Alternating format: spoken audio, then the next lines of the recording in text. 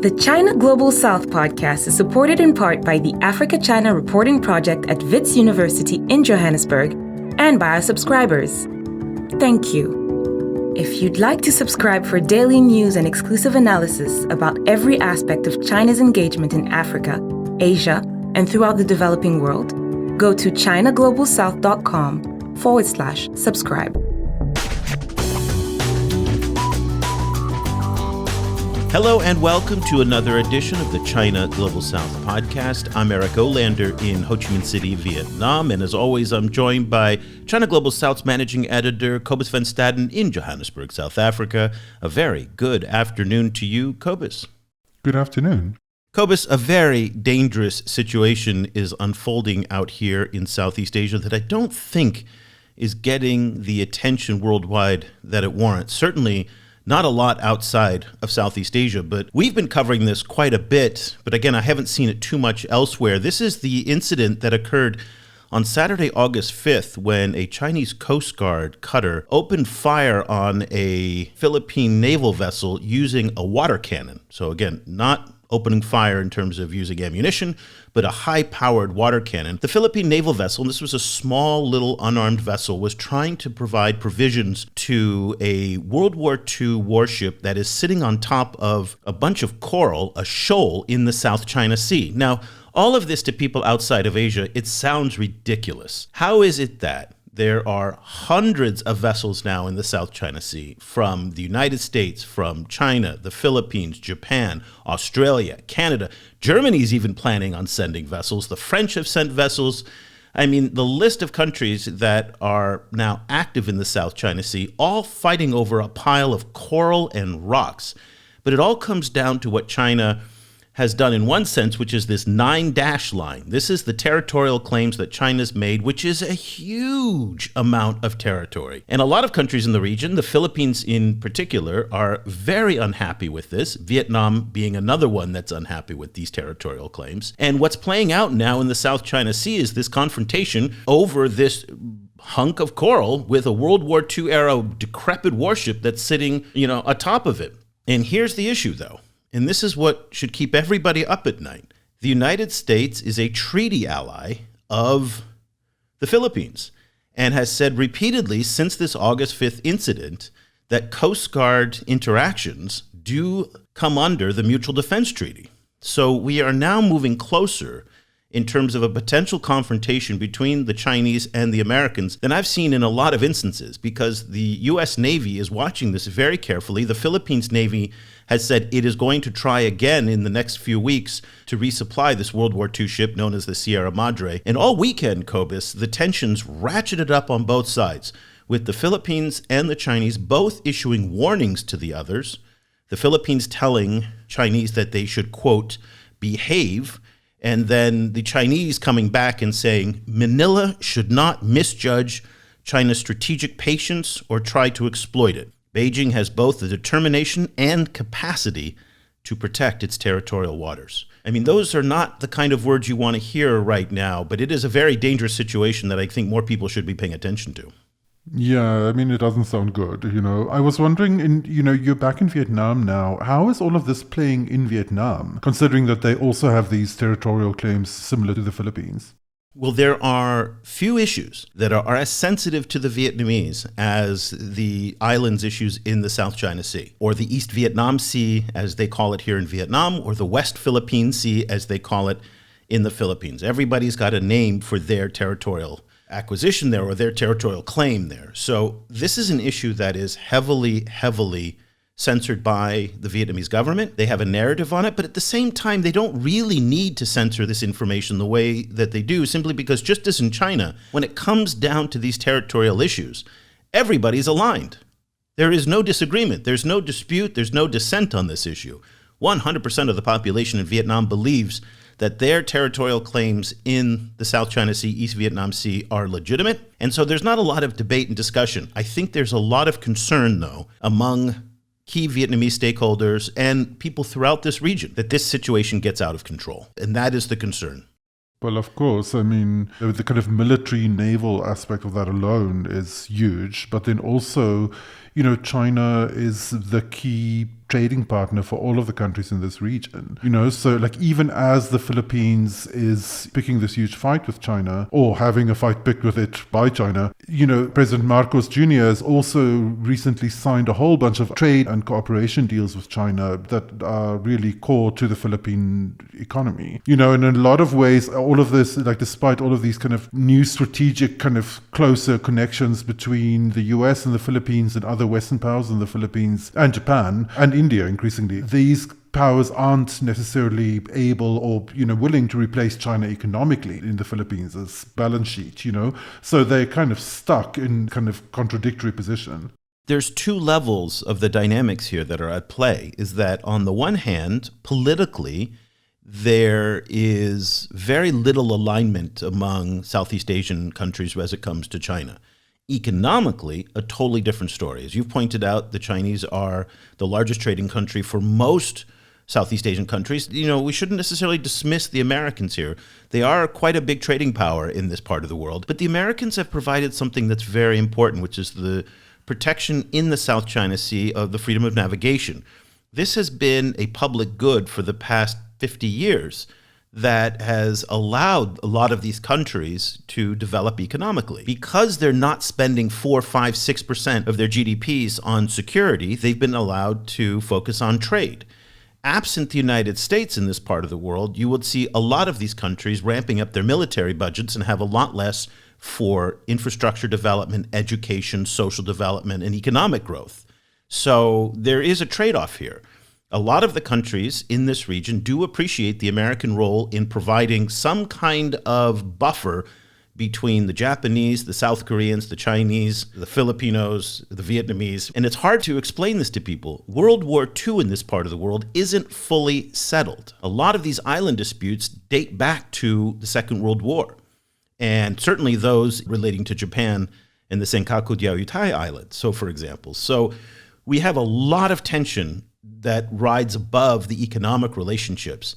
At the same time this weekend, Cobus, it was very interesting to watch Chinese Foreign Minister Wang Yi do a tour of the region that didn't really seem to have any agenda attached to it. So he went to Malaysia, he went to Singapore, and he went to Cambodia, and it just felt like a feel-good relationship-building tour. But I think these are very important diplomatic exercises that Wang was doing in order to bolster his friendships, given the tensions that are now unfolding with the Americans, Filipinos, and with the Chinese.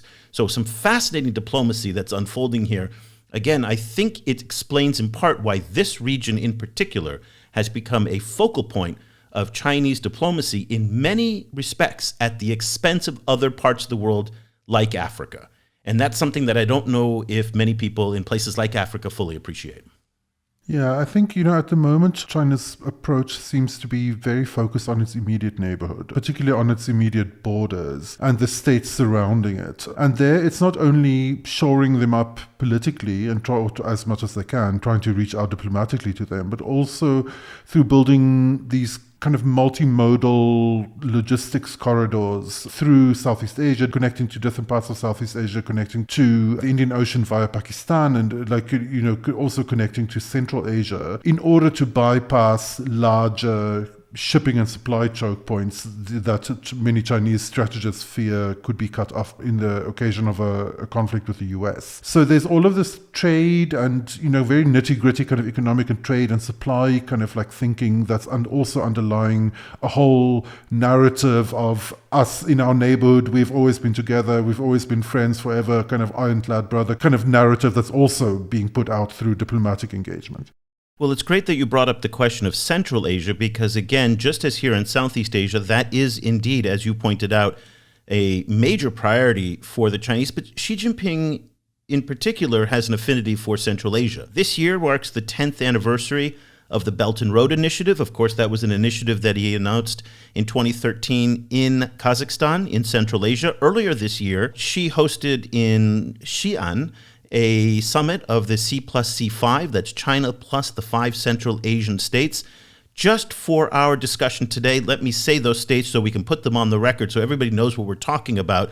That's Kazakhstan, Kyrgyzstan, Tajikistan, Turkmenistan, and Uzbekistan. Those are the 5 Central Asian states. And when you look at the map, you're going to see why these states are so incredibly important to the Chinese and why it makes sense for Xi to focus disproportionate attention on Central Asia, given the fact that it is really the only part of China's periphery that the United States military does not have a strong presence. So when you look at that encirclement of China that Xi has openly expressed concern about, there is a gaping hole in Central Asia. Also, Central Asia borders Xinjiang, which is a particularly sensitive issue for the Chinese. And Cobus, as you pointed out, these new forms of multimodal transportation, rail, trucking, all of this together is forming a new trade routes that are becoming increasingly important geopolitically for the Chinese, especially in the context of China's increasingly close relationship with Russia. So we thought that it would be very important today for us to dive into China's Central Asia relations, and there's really no better person to do that than Raffaello Pantucci, who is a senior associate fellow at Britain's Royal United Services Institute and a visiting senior fellow at the S. Rajaratnam School of International Studies at Nanyang Technological University in Singapore. He's also the co-author of Sinostan, China's Inadvertent Empire. Cobus and I had a chance to speak with him earlier this week. Let's take a listen to our discussion with Raffaello Pantucci. Raffaello Pantucci, thank you so much for taking the time to join us. It's great to finally have you on the program. Well, Eric, thank you so much for the invitation. I'm really looking forward to this. It's been a while since we've had a chance to talk about China-Central Asia relations, and that's really our big mistake because Central Asia is emerging as one of the more important, if not the most important, aspects of Xi Jinping's foreign policy agenda. You wrote earlier that Central Asia has always held an important place in Chinese thinking, and specifically in Xi Jinping's tenure as president, it's also played an especially important role. Let's start maybe there and explain to us why Central Asia and the 5 countries there are so important to China. So there's a number of different reasons, and you could delve deep into history if you wanted to really understand it. But I think, look, to simplify, I think the key in some ways to understanding China's concerns with Central Asia lie in the part of China that shares a border with Central Asia, which is Xinjiang. And Xinjiang is a part of China which has at its kind of heart this ethnic clash between a increasingly minority Uyghur community that live out there, which, depending on whose numbers you look at, is somewhere in the region of 10 million or so people, and an increasingly majority Han population, and then a whole smattering of other minorities that live out there. And this Uyghur community has been one that has long had a very tense relationship with the Chinese state, which has spilled into violence at various moments of inter-ethnic conflict. And this inter-ethnic conflict has had links across the border because, while we look at a map and we see a very clean border between China and the region, in fact, of course, to the community that live on the ground, that border isn't the same thing. And Uyghurs are actually very present in parts of Central Asia as well. So in Kazakhstan, in Uzbekistan, you've got quite a large Uyghur diaspora, also some in Kyrgyzstan, less in Turkmenistan, Tajikistan. And then similarly within China, you've got quite large diaspora communities of Central Asian. So there's almost 1 million ethnic Kazakhs that live out in Xinjiang. There's a few, I don't know what the numbers are, of thousands, hundreds of thousands maybe, of Tajiks and Kyrgyz as well. They kind of live within China, but ethnically from the other side of the border. And so this means that China's always had a very close tie to this region that has led to sort of violence between the communities that has kind of spilled back and forth across this border. So from China's perspective, controlling this border has been really important in terms of trying to control Xinjiang and trying to control the whole country.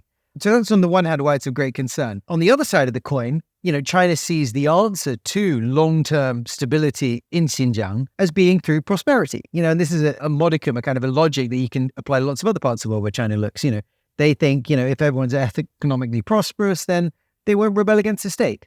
But to bring that prosperity to Xinjiang, you're going to have to develop not only the region, but actually the regions around it. Because Xinjiang is as landlocked in many ways as the Central Asian countries that it shares a border with. So from China's perspective, trying to stabilize and make Xinjiang prosperous and strong and a part of China, and Xinjiang is worth remembering, accounts for 1/6 of China's landmass, you have to basically have some sort of a stable region around it that China has good relationships with, that is able to be prosperous and help bring that stability ultimately to help stabilize Xinjiang at home.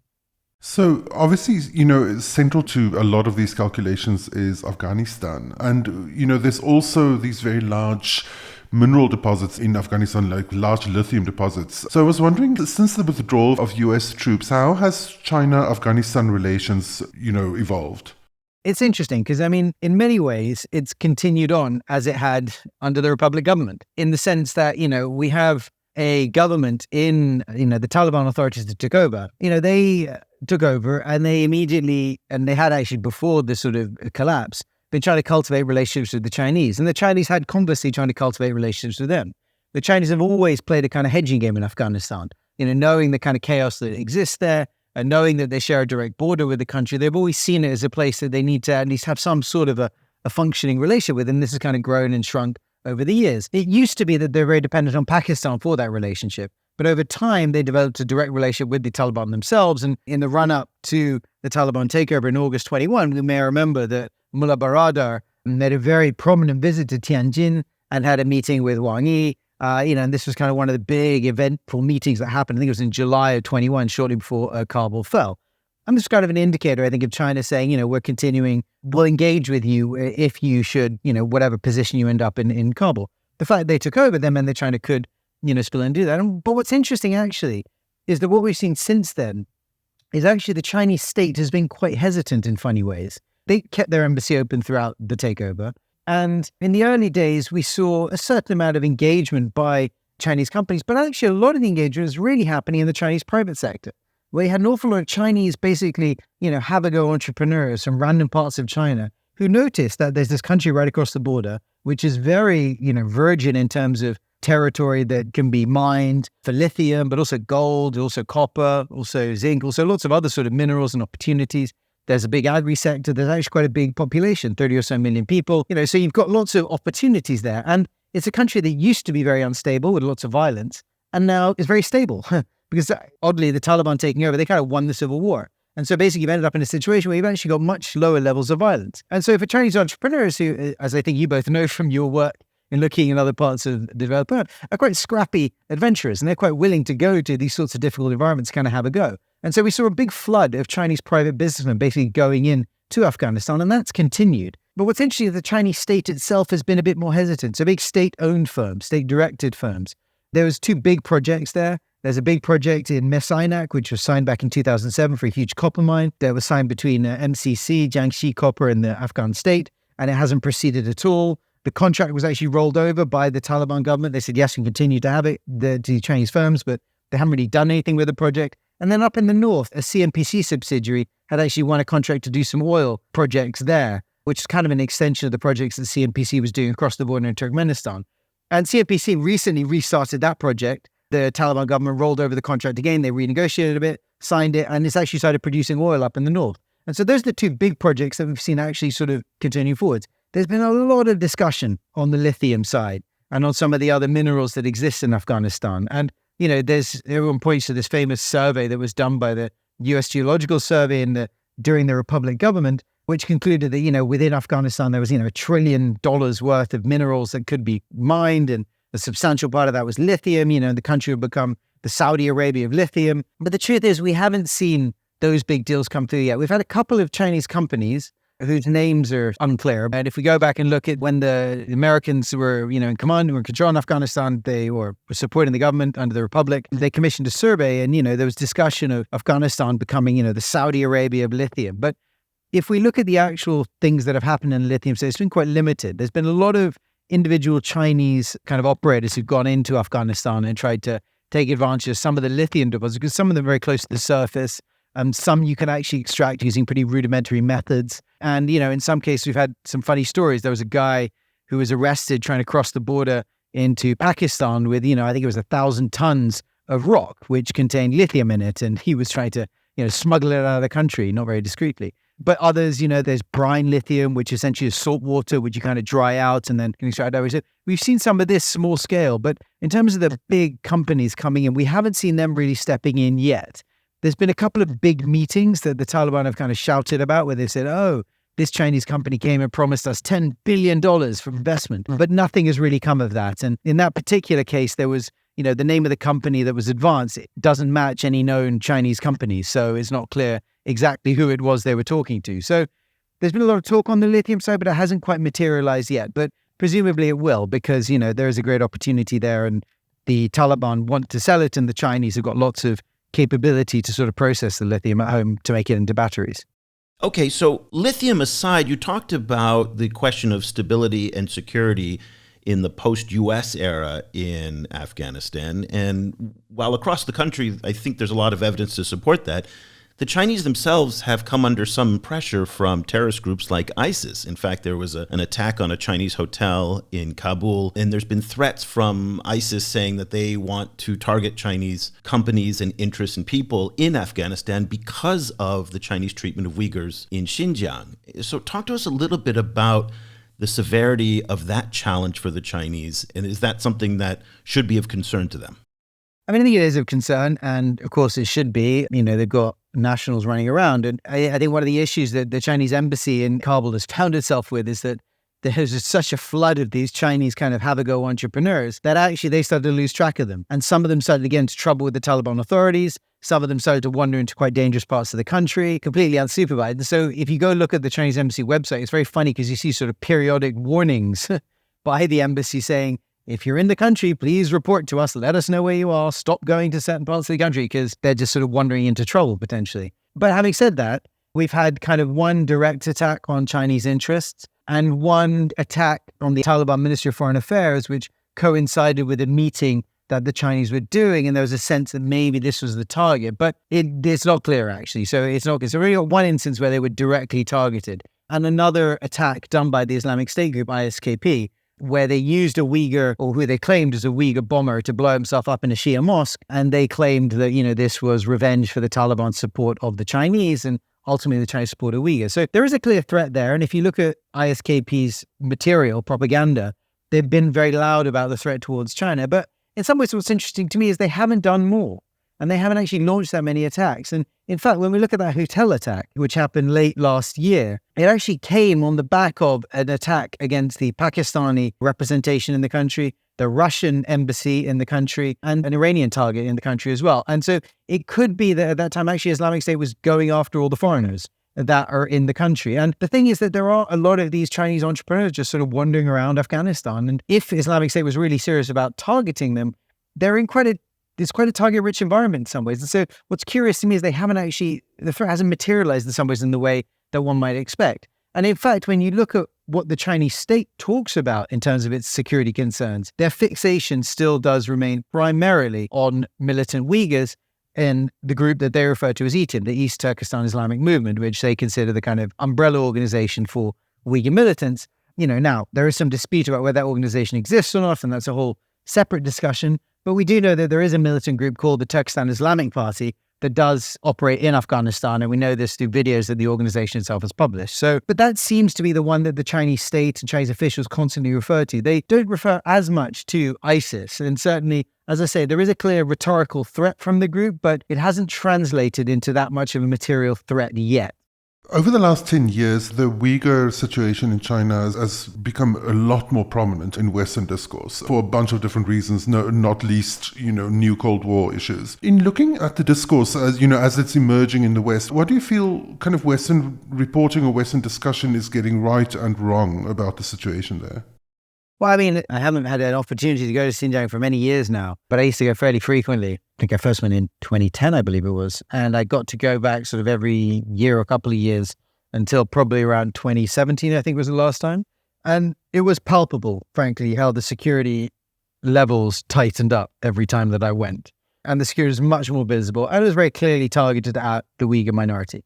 There's no doubt about that. And it became any more prominent in that direction as time went on. So, I have no reason to doubt the stories of what is happening out in the region in terms of the mass incarcerations, in terms of, the sort of the pressure that is on that community and the sort of, the control that is being exerted on them by the state. I don't doubt that is what's happening.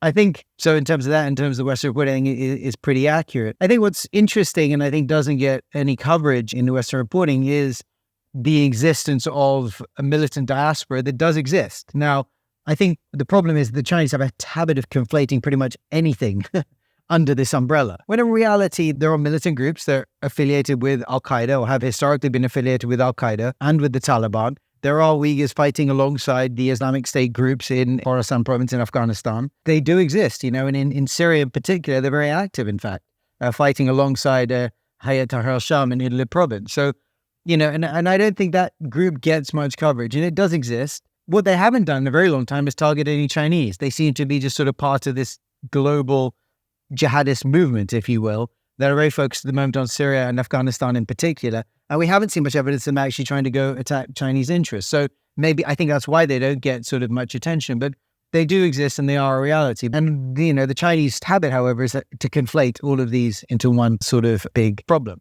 I think the other side of the story that maybe doesn't get coverage, which I think I can understand why, is the fact that there are two sides to China's effort to, as they would put it, probably resolve the situation in Xinjiang. And on the one hand, it is this very tight security control being exerted down on the population. But on the other hand, there is very heavy economic investment as well. Because from a Chinese perspective, I think they recognize that, the security pressure will go so far. But in the longer term, if you really want this situation to be resolved, you need these people to kind of be on side.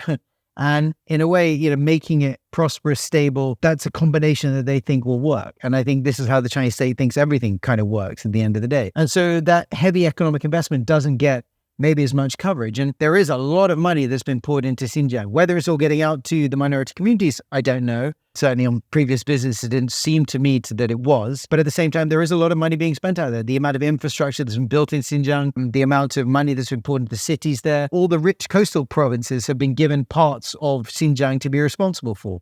And cadres are sent out there. So there is a kind of big economic investment package that goes alongside this very heavy security grip. And I think maybe that doesn't get much coverage, frankly, outside.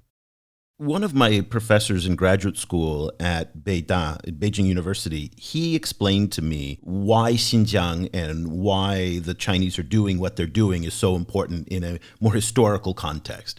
And I'd love to get your take on this. And he explained it to me. And again, he was Chinese, and he explained it to me, said that there's these centrifugal forces, these forces that pull China apart, that the borders are constantly throughout history wanting to break away, whether it's Tibet, whether it's Xinjiang, Hong Kong, Inner Mongolia, pulling from the center. And traditionally, when the periphery of China was weak, then the emperor was weak. When the borders were strong and fortified, then the emperor was strong and fortified. So for Xi, the idea of bolstering economic development and security in a place like Xinjiang is just very much connected to that history of the Chinese emperors dating back millennia. And I'm just curious to think if there's a connection between what Xi is doing today and historically how China has dealt with breakaway regions in the past. I think there is certainly a kind of historical element to it, and it's certainly a fear always that, it is these border regions that have led to turmoil that's, ripped the things apart. But I think it's also a case that, there's an important element of if the Chinese government, the CCP, is going to continue to control the country and be in power, then they have to demonstrate control over the whole country, right? And they can't lose parts of it. And I think that's the biggest fear in some way. Which is true for every government, right? I mean, you couldn't have a neighborhood of Singapore break away. No, well, Singapore's quite small, so I think they'd struggle to lose any more parts of it, frankly. But but still, it would be unacceptable there. It would be unacceptable in a country as large as China. But it's certainly true. It's difficult. No country can sort of suffer from that. But I think in the Chinese context, if we think about Xinjiang, it's a really big part. And it's one that does have this community that is very different to the rest of the country. And you could see it kind of peeling apart. I think if we're going to think about it in kind of bigger geopolitical, historical terms, it's always worth remembering that, kind of where I started, Xinjiang is as much a kind of landlocked country as Central Asia is in some ways, right? Now, I'm not denying Xinjiang is part of China. It is. It's a region of China, right? But a province of China, it's landlocked, but it's really part of the Eurasian heartland, the Central Asian heartland. And if you go back and read your kind of geographical historians and you read Sir Halford Mackinder, the great British, geographer, this is the part of the world that he said, he who controls this part of the world controls the world island. Eurasia, and he who controls Eurasia controls the world. So, I've certainly had a few Chinese experts throw Mackinder at me. Now, it could be I'm a Brit, so, they hear a British accent, Mackinder, there we go. But, it's, I think there's something to that sense of also this being an important region, not only because of sort of national control and justifying the sort of continuation of the party and historical fears about this pulling them apart, but also because if we control this, then we control something much wider, which is the kind of wider Eurasian heartland. And that is kind of really important geography in some ways to control. So one of the kind of interesting formations in the region is the Shanghai Cooperation Organization, which puts China together with Central Asian states, but also with India and Pakistan and a growing number of other possible kind of states to join. So I was wondering, in this, India-China relations are very fraught at the moment, and the Shanghai Cooperation Organization is one of the few, with the BRICS, is one of the few bodies where where both of them are actually in the same body at the same time. So I was wondering how India-China relations are playing into this kind of Central Asian grouping in that case.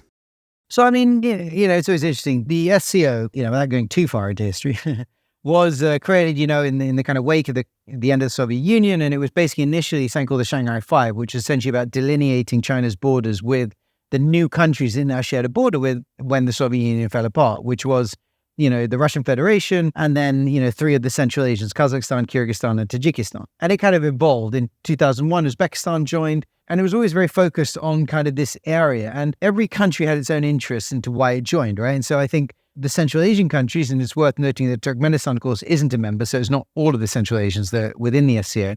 They, basically were new countries. They wanted to join anything. They were kind of up for it, and there we go. The Russians, I think, initially saw it as a way of trying to control China's activities in Central Asia.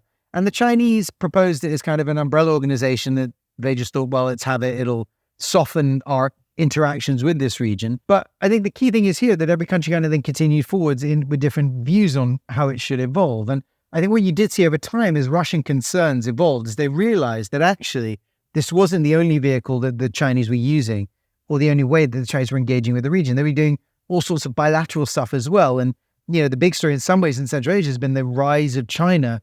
And I think the lowering of Russia is too strong, but it's really the rise of China displacing Russia in a lot of contexts or moving in a way that's sort of challenging, a Russian kind of sphere of influence. Now, I say all of this by preface to talking about India because, why ultimately did India and Pakistan join?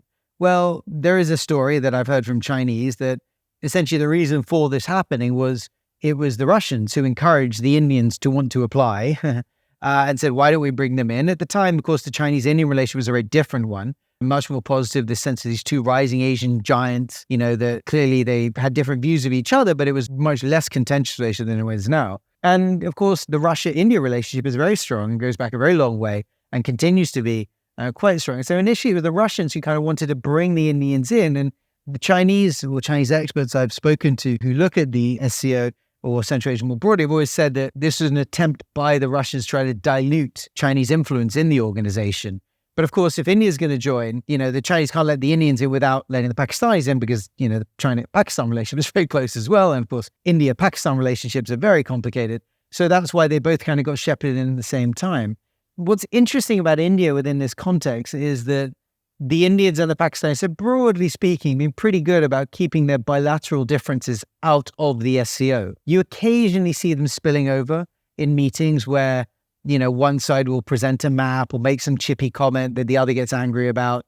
But actually, they're pretty good about keeping it outside and trying to keep kind of SCO as a separate space to their bilateral tensions. In terms of India into Central Asia, it really hasn't done much, I think, for them.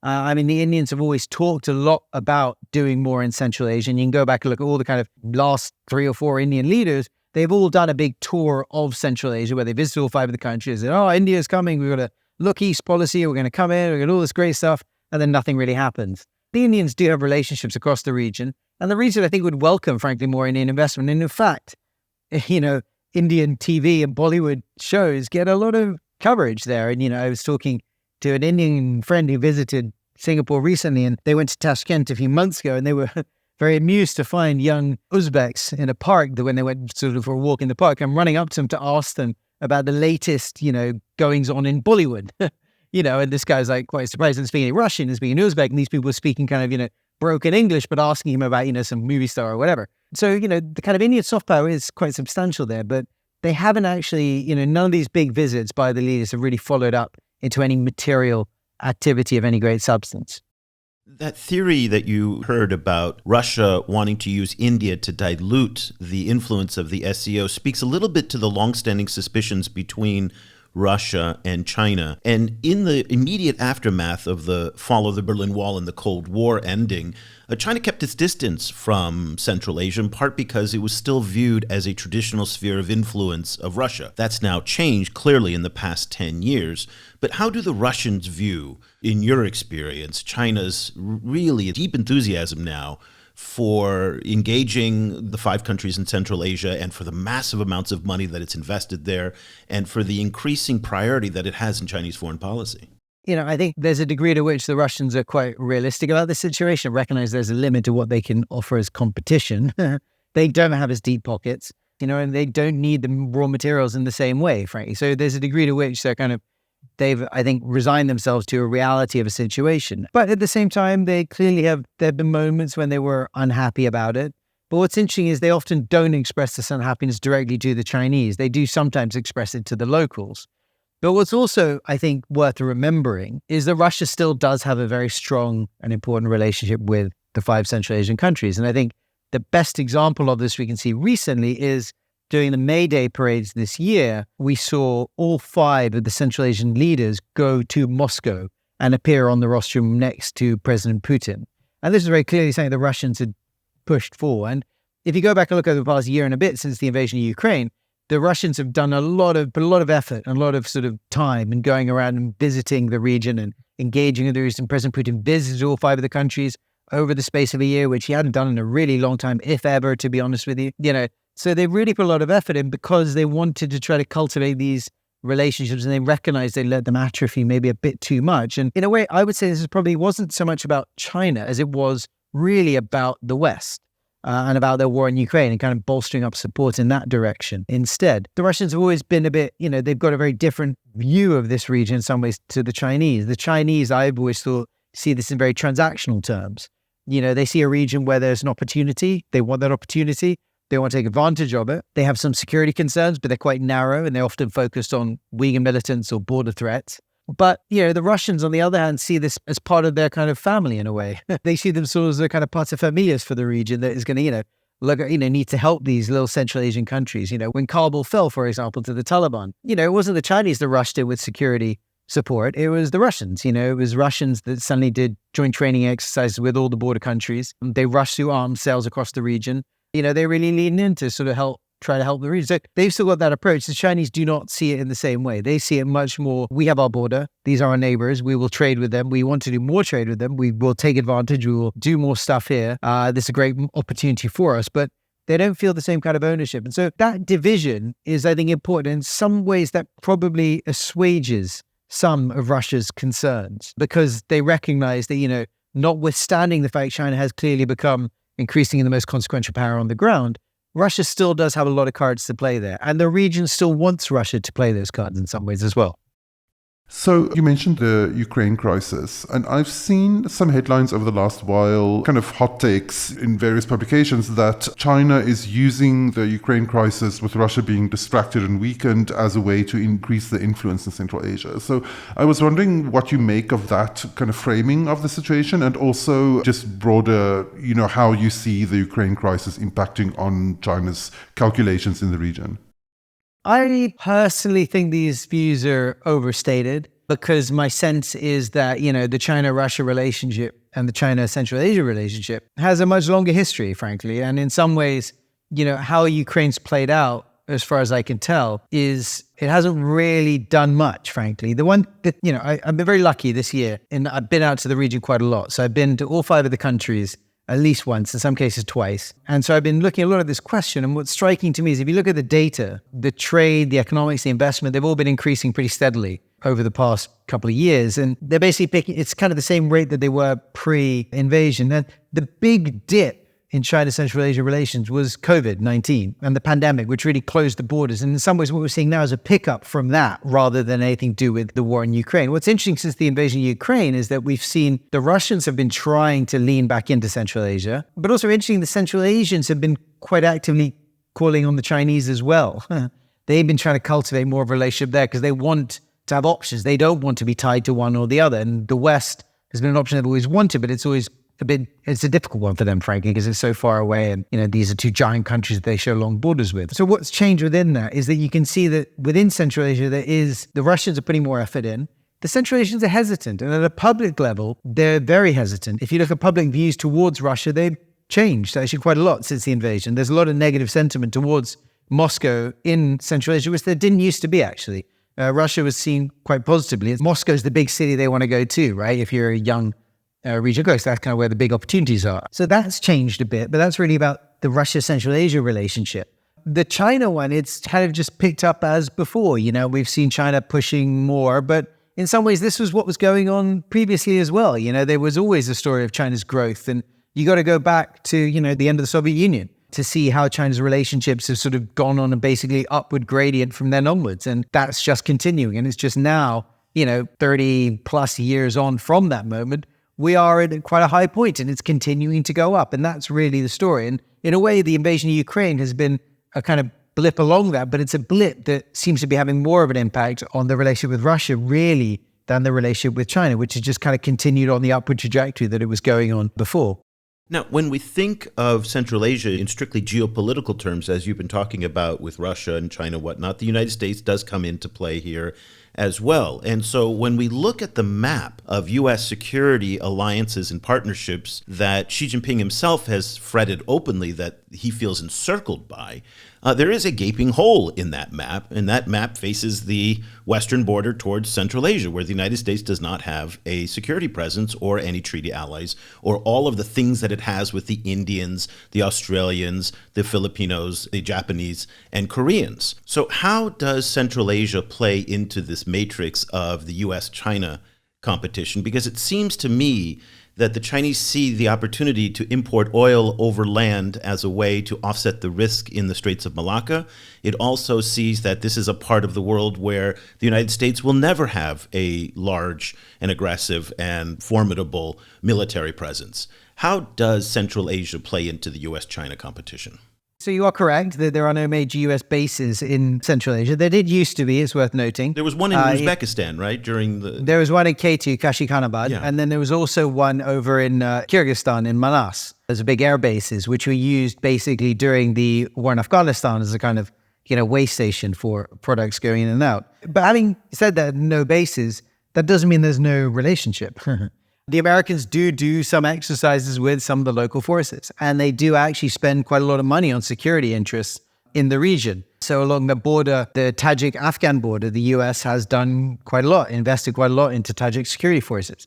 They've done some joint exercises with some Uzbek forces, with Kazakh forces. With Turkmenistan, it's very difficult to know exactly what's going on. It's a very closed and opaque country. But, with all the others, there is some security activity that happens there. Afghanistan, of course, with, the Taliban takeover there, of course, is none, but there is some sort of limited engagement. What's interesting to me is that there's a very high level of paranoia in Beijing towards any security activity that you see by the Americans in this context. And in Central Asia, I think they seem to have rationalized it. And in some ways, I think the Central Asians probably feel more pressure from Moscow in terms of doing things with NATO or with the United States than they do from China, frankly speaking, because of the war in Ukraine and the sort of consequences. Because a lot of these countries used to be, there's kind of a NATO, I don't know what the term would be, a NATO project, a NATO effort called the Partnership for Peace program, which is about kind of working with local partners, trying to train them up to certain capability. And the Kazakhs have contributed forces to American operations around the world, certainly in Afghanistan, I believe even into Iraq. So there has been some security engagement between the US and these countries, and there does continue to be, but certainly nowhere near as much as you see in terms of with India, or even actually in some ways with Pakistan. But there is a lot of Chinese paranoia towards that. But what's interesting in some ways is that I think that within Central Asia, the China-US clash is one that they're all very worried about, and you could see echoing on the ground. But actually, interestingly, doesn't seem to be impacting things in the same way as I think it does in other contexts. So I think ultimately, both China, certainly the Chinese and the Russians see that they've got quite a strong level of influence, big levers they can pull with the locals, which they will continue to. And the West will always talk about wanting to engage with Central Asia and does engage with Central Asia, but ultimately it can't ever really compete in the same way because of the realities of geography. And from the perspective of Central Asian governments, how are these kind of key Central Asian governments, how are their different approaches to dealing with China? Like, are they trying to present a united front, or do you see kind of individual countries, having quite different approaches to dealing with China? I think they all have different relationships. I think they would all like to say that they have their own sort of, they're controlling this. But I think the reality is, of course, different in each case. We've been talking about the region as sort of a mass, which, of course, it is not. It's 5 individual nations with different histories and, very similar histories, actually, but different, ethnicities and cultures and different economic realities on the ground. And so when we're looking at the Kazakhs and the Uzbeks, these are, quite wealthy countries in some ways, with large populations. In the Kazakh case, huge mineral resources that they can sell to the neighbors, but also to Europe and elsewhere. So the Kazakhs have always had a very advanced relationship with the Chinese. Current leader, Mr. Tokayev, served in Beijing, served also here in Singapore, speaks very fluent Mandarin, is clearly a China kind of knowledgeable guy. And so he's always had that kind of a relationship. But Kazakhstan's had kind of the longest history in some ways of a relationship with the region. It's always been the biggest and the richest of the region. So it's been kind of talking to the Chinese in a very serious way for a long time. And so their relationship in some ways is, more middle power with big power, or, two peer powers, if you will. Now, the Uzbeks, since the passing of their first leader, Mr. Karimov, have kind of managed to edge their relationship in the same direction. The fact that they don't share a direct border with China means that their relationship is slightly different. They don't have the same kind of border issues that the Kazakhs and the Chinese do, in terms of security, but also in terms of trade. And the Uzbeks have kind of been much more careful about letting different people into their economies and sort of trying to create a web of partners rather than just a single partner, because the Kazakhs have kind of set themselves up in some ways in kind of these very strong relationships in specific directions, whereas the Uzbeks have tried and managed to maintain a bit more of a kind of balance. But recently, they've really opened up to China quite a lot, frankly. If instead we look at the Kyrgyz and the Tajiks, these are very poor countries and very underdeveloped in many ways. And so in some ways, they're requesters, they're demandeurs, they want investment, they need aid, they need support, they need development. And so for them, the relationship with China is, of course, very different. They're looking to try to get more, BRI type loans to help them, develop their infrastructures. And then if we look over ultimately at Turkmenistan is a very closed country that has a lot of gas, world's, I can't remember what it is, 4th largest or something. Massive gas reserves that, frankly, they sell at the moment mostly to the Chinese, because the Chinese were the ones that were willing to basically sign the contracts and do the deals on the terms that the Turkmen wanted. And it is kind of a very rich family that controls that country.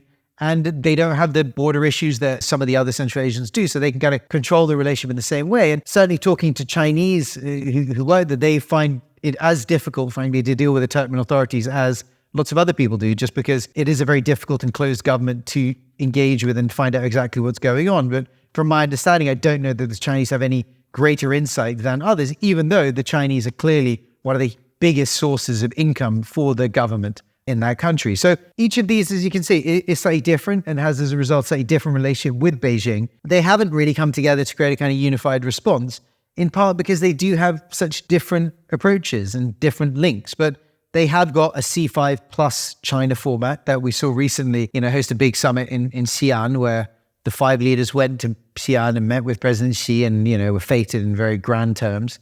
President Xi is coming back to visit he did a similar thing in Samarkand sort of shortly before that. So there is that kind of sense of engagement, but I don't get a sense from these engagements that the region's talking as one in their relationship with China, because ultimately they have got very different sorts of relationships with Beijing. You've taken us on a very vast journey of the region and all the different politics of it. You mentioned the summit that Xi had in Xi'an earlier this year and that he's going back. And when we look in the next year and a half out, how do you see Central Asia playing in the matrix of Chinese foreign policy? Is it going to become more important, more or less the same, or will it diminish?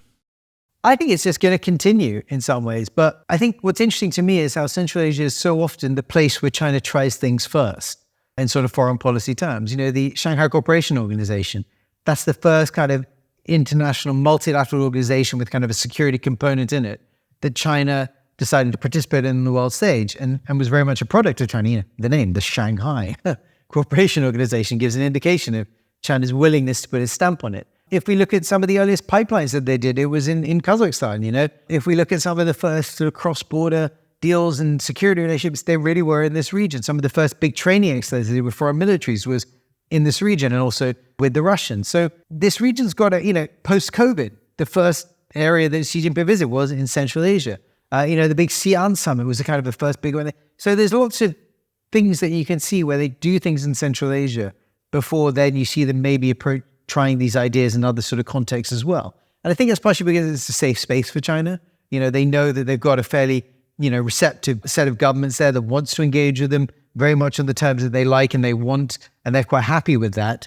And they've got good relationships with them. So I think we'll continue to see that going forwards. And I think it is a relationship that's only going to strengthen more and more and more going forwards. Does that have kind of wider global geopolitical considerations? I mean, difficult to tell. I think if you're a Eurasian power, it might do, because I'm a great believer in Eurasian geopolitics and controlling this area being significant for control of the wider landmass. But I think beyond that, it is going to be interesting to see. In some ways, what I worry about most is the fact that this is a region that has historically also generated instability that has wider global consequences. The terrible terrorist attacks of September 11, 2001 is, of course, the most prominent example of this, but you can see other instances where trouble from this part of the world has started showing up elsewhere. And the problem in some ways for me is that, going forwards, if China becomes the kind of most consequential power on the ground, what they have not demonstrated is an interest in trying to resolve issues on the ground. And this is a region that does have issues and problems. Kyrgyzstan, Tajikistan have had a shooting war in the last year in terms of their border spats, and they both have been strengthening those borders again. It's possible that's going to spill over again.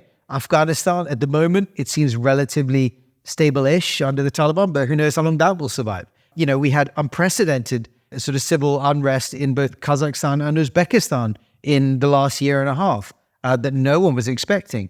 So there's a lot of potential instability here. And what worries me is that, if the region can't fix it, the Russians are clearly now distracted by Ukraine, and I think that's going to precipitate all sorts of other problems for Moscow.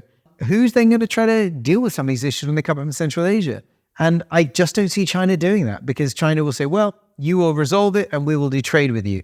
And in some ways, that was kind of one of the premises of the book, Sinostan, was this idea that China is becoming the most consequential power in this part of the world, but it's not interested in then doing a lot of things which should follow from that power and influence, which is, helping broker peace between the various sides, or trying to stabilize the situation in some way, or try to get people to sit down and talk about resolving issues. Instead, they'll be much more kind of observant and say, okay, you're going to have trouble there. Okay, you resolve it, and then you tell us, and we'll trade with whoever is in charge, And the region maybe will be happy with that because, force come out. But violence, as I say, in this region has a habit of spreading.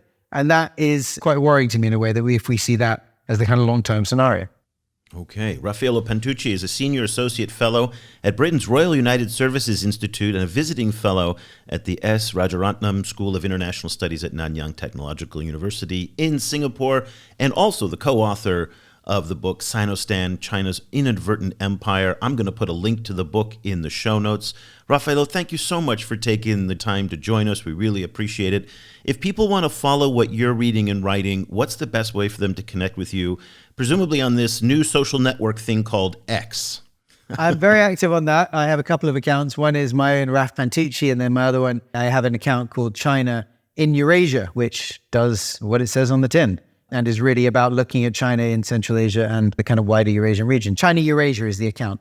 So if you look at those two, and then I have my own website, which you can find through links on those to get to it. Well, we'll put links to everything in the show notes. Once again, thank you so much for taking the time. It's been a fascinating discussion. We really appreciate it.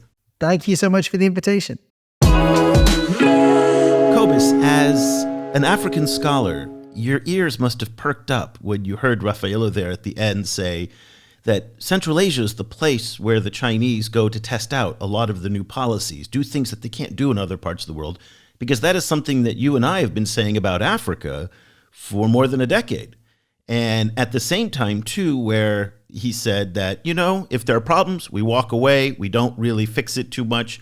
That can also be said about the Chinese in Africa as well. So interesting parallels to what the Chinese are doing in Central Asia and what they're doing in Africa, and why it is so important that if you are an Africanist or a Central American scholar or a South Asian scholar following China, you have to look at what the different regions are doing because there are some fascinating parallels. Yeah, absolutely. And Africa and Central Asia have, even though they're super different in many ways, they have some overlaps in the sense that they both have this kind of combination of huge potential opportunities, including, vast mineral resources, huge needs for all kinds of engagement, including like technological engagement, data network building, infrastructure building, et cetera, et cetera. So a lot of opportunities. And then at the same time, a really complicated set of politics, difficult issues on the ground, like complications left and right, So in that sense, like they bring out, I think, both the strengths of China, in the sense of kind of having a large appetite for risk, all of these companies being willing to go into quite challenging environments to do all kinds of things. And then at the same time, they also, I think, bring out the kind of risk aversion in China, kind of where the instinct is maybe not to get too involved. But when we talk about how China has lost interest in Africa over the past, say, 5 or 6 years, and we've seen a steady decline in economic engagement, in transactional engagement, yes, the trade numbers are higher, but relative to China's total trade, they're flat or going down. One of the areas where we're seeing what this engagement in a more positive context looks like is Central Asia. So again, the amount of time and attention that Xi is paying in terms of his own time and where he's traveling and inviting the leaders to Xi'an for the summits, the quantity and the size of the loans that are going there to develop some of the infrastructure is also impressive, things that you're just not seeing in parts of Africa. So again, I don't like to frame it as a zero-sum game, that is, if one region's losing, another one's winning, but it does in some way play out that way because, again, tension, budgets, time, priorities are all limited. And so if you're not paying attention to one region, usually it's because you're paying attention to more regions like those around China in their near abroad, if you will. And that's where I see China's interest being much more concentrated today than what they were doing, say, 10 years ago when it was the Belt and Road. We can go everywhere. We can do anything. The near abroad now, whether it's in the South China Sea, Southeast Asia, or Central Asia, seems to be the big priority. Yeah, China seems to have pulled its focus closer to home, and obviously it also kind of overlaps with Xi Jinping's general obsession with security and, his obsession particularly with integrating issues like resource security, food security, connectivity, and moving them past these kind of shipping choke points and other kind of structural barriers that China faces. So one can see there that what lies on the border or like what lies close to China will kind of necessarily then get the most attention. At the same time, I think another kind of overlap that Raffaello was also pointing out in relation to places like Afghanistan and many places in Africa is that in both of those cases, these are societies that have not only been broken once, kind of through colonialism or kind of empire building, but have been broken over and over and over, many, many times over. And which means that these societies have a lot of different issues, like a lot of different problems. And what you also get through that kind of like toxic combination that you also see in Afghanistan and in parts of Africa is that in places that have been colonized and broken in that way, and then have had successive kind of violent local governments and have gone through Western sanctions, that usually means that the combination of those three means that there's usually a complicated bunch of mafias in running different parts of the society, which also means that there's usually other problems, like widespread poverty or like, kind of unhappy different populations or, et cetera, on top of a big lack of infrastructure. So in that sense, a place like Sudan and a place like Afghanistan have these kind of overlaps, even though they're very different. And then, after 20 years of like very hyped kind of American in Iraq and in Afghanistan have been saying that they will essentially try and rebuild these societies, that has largely not worked. So I think after 20 years of that, I think the Chinese are like, you need to get what you want, but they're not necessarily kind of counting on themselves to make these more functioning societies, I think. And that means that there's this kind of limit to what they can do there or limit to their engagement there. Either you're willing to actually deal with these issues or you're not. And largely China doesn't seem very willing to deal with them. Yeah, well, it's a topic that we're going to try and focus more attention on this year. Again, we've been negligent in not doing more on Central Asia, given the enormous importance this region has and the lessons that we can learn about Chinese foreign policy for other parts of the world, as we've expanded on today. I mean, what a fascinating discussion. This is really the high point of our job, is that we get to speak with people like Raffaello. And if you are interested in these topics, you get to then receive our newsletter every day. And the newsletter, we have a chat bot on our site, which is fascinating, which these discussions with experts like Raffaello help to make stronger. So all of our transcripts feed into these chatbots, and you're getting these answers that are far more accurate in many respects than what you get out on the normal ChatGPT or Google Bard. You can try that with your subscription. Also, just you're supporting the work of just a great team of journalists in Africa, Asia, and the Middle East. If you'd like to subscribe, go to ChinaGlobalSouth.com/subscribe. If you're a student or a teacher, just email me, eric@ChinaGlobalSouth.com, and I'll send you a link for a 50% discount, again, just for students and teachers. Use your school email address when you send that to me. If you have a .edu address, if you don't, just let me know what school you're in, and we can go from there. So that'll do it for this edition of the China Global South podcast. Cobus and I will be back again next week with another episode. Until then, for Cobus van Staden in Johannesburg, I'm Erica Olander in Ho Chi Minh City. Thank you so much for listening. The discussion continues online. Follow the China Global South Project on Twitter @ChinaGSProject and share your thoughts on today's show, or head over to our website at ChinaGlobalSouth.com, where you can subscribe to receive full access to more than 5,000 articles and podcasts. Once again, that's ChinaGlobalSouth.com.